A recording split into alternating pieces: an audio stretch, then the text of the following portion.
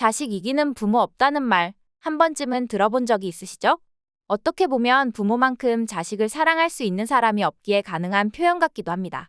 오늘 알아볼 사연은 딸의 고집에 어쩔 수 없이 한국으로 보낸 외국인 엄마의 사연입니다. 어떤 일이 있었는지 지금부터 살펴보겠습니다. 안녕하세요. 저는 한 가정의 아내이자 엄마로서 살고 있는 마리아라고 합니다. 저에게는 사랑스러운 외동딸이 하나 있어요. 지금은 예전과는 다르게 마음을 고쳐먹고 학교 생활도 열심히 하고 있고 제 속을 썩이는 일은 많이 줄어들었지만 얼마 전까지만 해도 제 딸인 멜리사는 말로 표현할 수 없을 정도로 청개구리 딸이었습니다. 무엇이 제 딸을 그렇게 만들었는지조차 모르겠어요. 물론 사춘기에 접어들면 대다수의 자녀들은 부모의 말을 잘 듣지 않고 고집이 세지거나 부모의 말에 거역하는 모습은 당연한 현상이라는 것이라 알고는 있었지만 제 딸은 유독 저와 남편을 힘들게만 했습니다. 가장 저를 힘들게 했던 부분은 저와 남편에게 자신은 연예인이 되겠다고 선전포고를 했던 사건이었어요. 자신은 춤과 노래의 실력이 출중한 편이고 자신의 재능을 썩히기 아깝기 때문에 한국에 가서 연예인을 하겠다고 하더군요. 물론 어린 시절에는 누구나 한 번쯤은 그런 꿈을 꾸는 건 이해 못하는 건 아니었어요. 연예인이나 대통령, 비행기 조종사 등 우리는 살아가면서 이루어지기 힘든 꿈을 꾸고 살고 있고 어찌 보면 당연한 현상이죠. 그러나 제가 볼 땐 제 딸에게는 연예인이 될 만한 재능은 보이지 않았어요. 하지만 날이 갈수록 멜리사는 한국으로 가겠다고 하더군요. 멜리사가 17살이 되던 어느 날 그동안 자신이 모아놓은 용돈을 가지고 한국으로 가겠다고 했어요. 물론 얼토당토 없는 이야기였죠. 네덜란드 내에서도 아닌 타국에서 용돈만 가지고 생활을 위해 간다는 건 사실상 말도 안 되는 거잖아요. 더군다나 뉴스에서는 하루가 멀다 하고 한국에 소식이 들려오곤 했었어요. 북한이 남한에게 도발을 한다는 그런 소식들이요. 물론 지금은 이런 부분에 있어서 걱정을 하는 건 아니지만 그때만 해도 한국이라는 나라에 대해서 좋은 감정은 아니었거든요. 언제 전쟁이 다시 일어나도 이상하지 않을 국가라고만 인식되었죠. 사실 제 딸 멜리사가 한국에 가서 연예인이 되기로 마음먹기 전부터 멜리사는 공부에 대해서는 손을 놓아버렸어요. 자신의 꿈은 어차피 정해져 있기 때문에 공부는 할 필요가 없고 춤과 노래만 하면 된다는 식이었죠. 너가 그 어떤 꿈을 이루려고 해도 지금은 학교에서 공부를 해야 하는 시기야. 지금 시기가 지나간다면 너는 앞으로 살아가는 데 있어서 꼭 배워야 할 부분을 빼먹게 되는 거야. 저는 최대한 충돌이 일어나지 않게 좋은 말로 타일렀습니다. 하지만 알아들을 일이 만무했죠. 멜리사는 제 처가 쪽이랑 남편의 친가 쪽을 다 합해서 유일한 아이였어요. 어떻게 보면 친가 외가의 하나뿐인 소중한 손녀였죠. 그래서 어떻게 해서든 올바른 인성을 가지고 훌륭한 어른으로 클 수 있도록 남편과 저는 많은 부분에 있어서 도움을 주려고 했었어요. 그러나 계속해서 말도 안 되는 꿈을 꾸고 있는 딸에게 더 이상의 훈계는 소용이 없다는 것을 깨달았습니다. 그래, 내가 졌다. 그렇게 좋아하는 한국에 가서 직접 부딪혀봐. 대신에 후회하기는 없기야. 저 역시 딸에게 선전포고를 했어요. 딱 1년의 시간을 줄 테니 그동안에 자신의 역량이 모자람을 느끼면 바로 네덜란드로 돌아오기로 약속했습니다. 사실 제 주위에도 연예인 매니지먼트에 종사했던 친구가 있었습니다. 그 친구 말로는 아무리 재능이 뛰어나고 실력을 갖춘 사람이라고 해도 이름만 대도 알만한 연예인으로 성장하기는 그야말로 하늘의 별 따기라고 하더군요. 제 딸 역시 그런 현실을 느끼고 오길 바랬어요.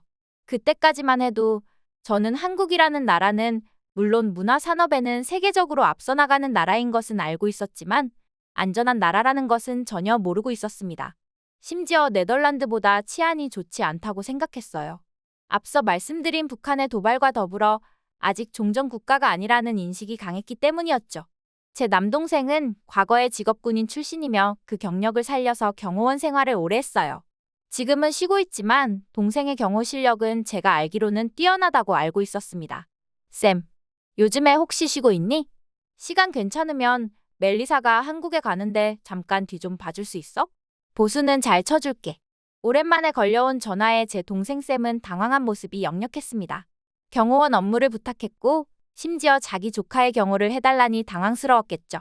저는 자초지종을 설명했어요. 제 동생쌤 역시 제 딸 멜리사를 너무나 아끼고 사랑하고 있어요. 동생네 가족은 불임으로 인하여 아이를 가질 수 없는 상황입니다. 그렇기 때문에 하나뿐인 혈육인 조카가 너무나도 예뻤겠죠. 누나, 걱정 마라.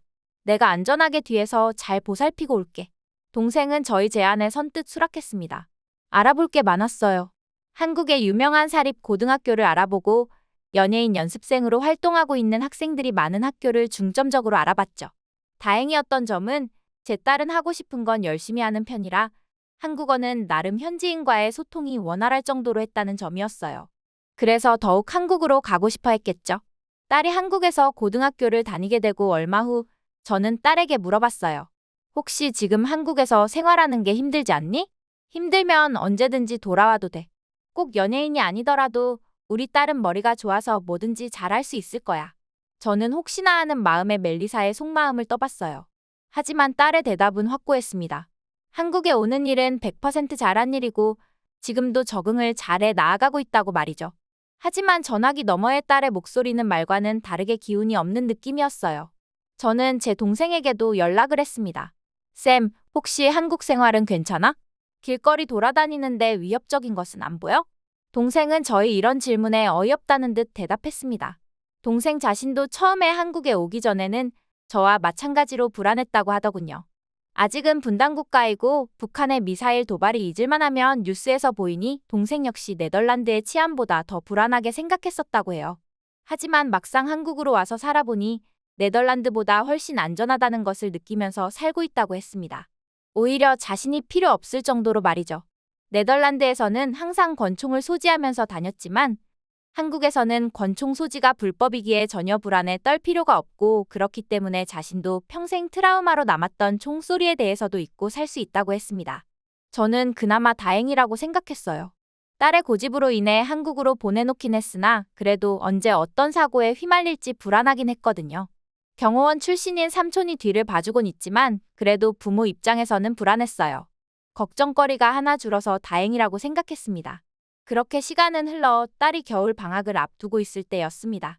딸은 갑작스럽게 평생 꿈이었던 연예인에 대한 진로를 포기하겠다는 게 아니겠어요? 드디어 멜리사가 정신을 차리고 네덜란드로 돌아오려나 했죠. 하지만 더욱 마음에 들지 않는 상황이 연출되었습니다. 엄마, 나 그냥 한국에서 공부 좀 더 해서 영어 교사하려고. 전청병력 같은 소리였습니다. 아니, 네덜란드를 떠나 한국에 잠시나마 가 있는 것도 마음에 들지 않는데 고등학교 졸업을 해도 앞으로 한국에서 살겠다고 하니 억장이 무너지는 순간이었습니다. 저는 이유를 물어봤어요. 대체 살기 좋은 네덜란드를 떠나서 왜 한국이라는 나라에서 사는지에 대해서요. 딸은 그러더군요. 처음에는 막연하게 한국의 연예인들이 예쁘고 멋져 보여서 한국에 왔는데 막상 연예인을 준비하는 지망생들을 보니 연습과 공부 둘 다 열심히 하면서 힘든 모습을 많이 봤다고 해요. 자신은 연습생 생활만 하면 될 줄 알았는데 한국에서는 그게 아니었던 거였죠. 한국의 연예인 연습생들을 너무나도 만만하게 봤었다고 토로했어요. 그리고 한국에서 살기로 마음을 먹게 된 이유는 한국의 학생들을 보며 많은 반성을 했다고 했습니다. 다들 자신의 꿈을 위해서 열심히 공부를 하고 또한 거기에 매진해서 노력하는 모습이 자신과 너무나 대조되었다고 해요. 평생 엄마 아빠 말은 듣지 않고 속만 썩이며 살아왔던 자신에 비해서 한국의 학생들은 너무나도 의젓하고 학업에도 충실한 모습을 보며 충격을 받았다고 했습니다. 자신만 뒤처지는 것 같아서 불안하기도 했다고 했어요. 네덜란드에 있을 때에는 자유분방한 분위기와 그에 따른 학습 환경 때문에 딸 자신 역시 나태해지는 면이 있었다고 했어요. 한국에 와서 한국 학생들과 같이 지내보니 자신은 여태껏 연예인이 아니라 공부를 하고 싶어 했던 것 같았다고 하더군요. 사춘기 시절에 잠시 들었던 막연한 꿈이 자신의 진짜 꿈인 줄로만 착각하고 있었던 거였죠. 아무리 그렇다고 해서 앞으로 한국에서의 삶을 허락하고 싶지는 않았어요. 저는 제 동생 쌤에게 연락을 하고 이에 대해서 상의를 했습니다. 너가 살아보니까 한국이 그 정도로 살기 좋은 곳이야? 확실히 아이들이 살기는 좋은 곳이야. 치안에 대한 걱정을 할 필요도 없고 교육 시스템도 네덜란드보다는 훨씬 잘 발달되어 있고 그냥 당분간은 멜리사 하고 싶은 대로 하게 놔두는 게 좋지 않을까? 제 동생도 멜리사 편이더군요. 뭐 어쩌겠어요? 자신의 꿈을 위해서 결정한 일인데 부모가 이래라 저래라 할 수도 없는 부분이고요. 물론 언젠가는 제 곁을 떠나는 건 피할 수는 없는 일이겠지만 이렇게나 빨리 떠나게 할 줄은 몰랐습니다. 멜리사가 한국에서 행복하게 살고 있다는 건 좋은 일이지만 어떻게 보면 저에게 있어서 딸을 빼앗겼다는 기분이 드는 건 어쩔 수 없는 부분이네요. 그래도 제 소망은 저의 하나뿐인 딸인 멜리사가 한국에서 안전하며 행복하게 살기만을 바랄 뿐입니다. 오늘 사연은 여기까지입니다. 시청해주셔서 감사드리며 구독과 좋아요는 채널을 유지하는 데 큰 도움이 됩니다.